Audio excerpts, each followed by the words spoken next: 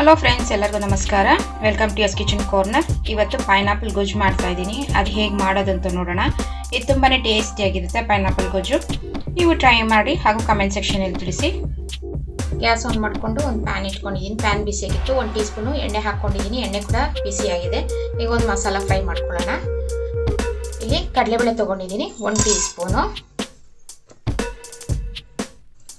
ಉದ್ದಿನಬೇಳೆ 2 tea spoon, ಇಲ್ಲಿ 1/4 tea spoon ಸಾಸಿವೆ, 1/4 ಟೀ ಸ್ಪೂನ್ ಮೆಂತ್ಯ ತೊಗೊಂಡಿದ್ದೀನಿ. ಇದೆಲ್ಲ ಹಾಕ್ಕೊಂಡು ಸ್ವಲ್ಪ ಡ್ರೈ ರೋಸ್ಟ್ ಮಾಡ್ಕೊಬೇಕು. ಇಲ್ಲಿ 1 ಟೇಬಲ್ ಸ್ಪೂನು ಬಿಳಿ ಎಳ್ಳು ತೊಗೊಂಡಿದ್ದೀನಿ, ಅದನ್ನು ಹಾಕ್ತಾ ಇದ್ದೀನಿ. ಎಲ್ಲ ಹಾಕ್ಕೊಂಡು ಫ್ರೈ ಮಾಡ್ಕೊಬೇಕು.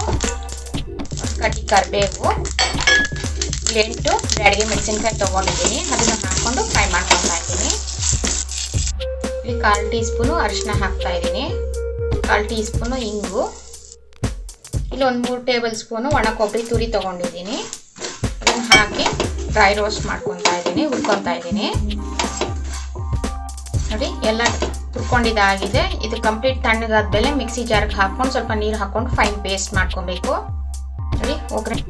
ನೋಡಿ ಒಂದು ಒಗ್ಗರಣೆ ಹಾಕ್ಕೊಳ್ಳೋಣ. ಗ್ಯಾಸ್ ಆನ್ ಮಾಡ್ಕೊಂಡು ಪ್ಯಾನ್ ಇಟ್ಕೊಂಡಿದ್ದೀನಿ. ಪ್ಯಾನ್ ಬಿಸಿಯಾಗಿತ್ತು. 1 ಟೇಬಲ್ ಸ್ಪೂನು ಎಣ್ಣೆ ಹಾಕ್ಕೊಂಡಿದ್ದೀನಿ. ಎಣ್ಣೆ ಕೂಡ ಬಿಸಿಯಾಗಿದೆ. 1 ಟೀ ಸ್ಪೂನು ಸಾಸಿವೆ ಹಾಕ್ತಾ ಇದ್ದೀನಿ. ಸಾಸಿವೆ ಚಿಟಪಟ ಅನ್ನಲಿ. ಸಾಸಿವೆ ಚಿಟಪಟ ಅಂತ ಇದೆ. ಇಲ್ಲಿ 1 ಕಡ್ಡಿ ಕರಿಬೇವು, 2 ಒಣಮೆಣಸಿನ್ಕಾಯಿ ಹಾಕ್ಕೊತಾ ಇದ್ದೀನಿ, ಬ್ಯಾಡಗೆ ಮೆಣಸಿನ್ಕಾಯಿ. ಇಲ್ಲಿ 1/4 ಟೀ ಸ್ಪೂನ್ ಹಿಂಗು ಹಾಕ್ತಾ ಇದ್ದೀನಿ. ಇಲ್ಲಿ ಪೈನಾಪಲ್ ತೊಗೊಂಡಿದ್ದೀನಿ. ಪೈನಾಪಲ್ 1 ಬಟ್ಲು ತೊಗೊಂಡಿದ್ದೀನಿ, ಅದನ್ನು ಹಾಕೊತಾ ಇದ್ದೀನಿ.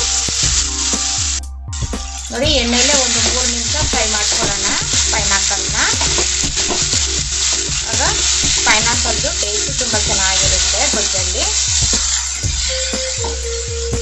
3 ನಿಮಿಷ ಫ್ರೈ ಮಾಡ್ಕೊಂಡಿದ್ದೀನಿ. ಈಗ 1/4 ಟೀ ಸ್ಪೂನ್ ಅರಿಶಿನ ಹಾಕ್ತಾ ಇದ್ದೀನಿ. ನೋಡಿ, ಒಂದ್ಸತಿ ಚೆನ್ನಾಗಿ ಮಿಕ್ಸ್ ಮಾಡ್ಕೊಳ್ಳಿ. ಇಲ್ಲಿ ಹುಣಸೆಹಣ್ಣು ರಸ ತೊಗೊಂಡಿದ್ದೀನಿ. ಒಂದು ಇಷ್ಟು ದಪ್ಪನ ಹುಣಸೆಹಣ್ಣನ್ನ ನೀರಲ್ಲಿ ಹಾಕಿ ಕಿವುಚಿಟ್ಕೊಂಡಿದ್ದೀನಿ, ಅದನ್ನು ಹಾಕ್ಕೊತಾ ಇದ್ದೀನಿ. ಇದನ್ನು ಹಾಕಿ ಚೆನ್ನಾಗಿ ಇವಾಗ ಕುದಿಸ್ಕೊಬೇಕು. ನೋಡಿ, ಒಂದು 5 ನಿಮಿಷ ಚೆನ್ನಾಗಿ ಕುದಿಸ್ಕೊಬೇಕು. ಈಗ ಒಂದು ದೊಡ್ಡದು 1 ಪೀಸು ಬೆಲ್ಲ ಹಾಕ್ಕೊತಾ ಇದ್ದೀನಿ. ಇದಕ್ಕೆ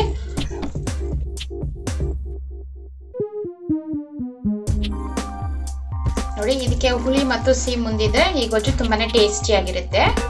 ಇದೊಂದು 5 ನಿಮಿಷ ಚೆನ್ನಾಗಿ ಕುದೀಲಿ. ನೋಡಿ, ಲೋ ಫ್ಲೇಮಲ್ಲೇ ಒಂದು 5 ನಿಮಿಷ ಚೆನ್ನಾಗಿ ಕುದಿಸ್ಕೊಂಡಿದ್ದೀನಿ. ಈಗ ರುಚಿಗೆ ತಕ್ಕಷ್ಟು ಕಲ್ಲು ಹಾಕ್ತಾ ಇದ್ದೀನಿ. ನೋಡಿ, ರುಬ್ಕೊಂಡಿರೋ ಪೇಸ್ಟ್ ಹಾಕ್ತಾ ಇದ್ದೀನಿ.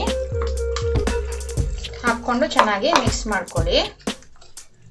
ನೋಡಿ, ಮಿಕ್ಸಿ ಜಾರ್ಗೆ ಸ್ವಲ್ಪ ನೀರು ಹಾಕ್ಕೊಂಡು ಹಾಕ್ಕೊತಾ ಇದ್ದೀನಿ. ಇದು ಲೋ ಫ್ಲೇಮಲ್ಲೇ ಇನ್ನೊಂದು 5 ನಿಮಿಷ ಚೆನ್ನಾಗಿ ಕುದೀಲಿ. ಇದು ನೋಡಿ, ಸಿಮ್ ಫ್ಲೇಮಲ್ಲೇ ಇನ್ನೊಂದು 5 ನಿಮಿಷ ಕುದಿಸ್ಕೊಂಡಿದ್ದೀನಿ. ಪೈನಾಪಲ್ ಗೊಜ್ಜು ರೆಡಿ ಆಗಿದೆ. ಈಗ ಗ್ಯಾಸ್ ಆಫ್ ಮಾಡ್ತಾ ಇದ್ದೀನಿ.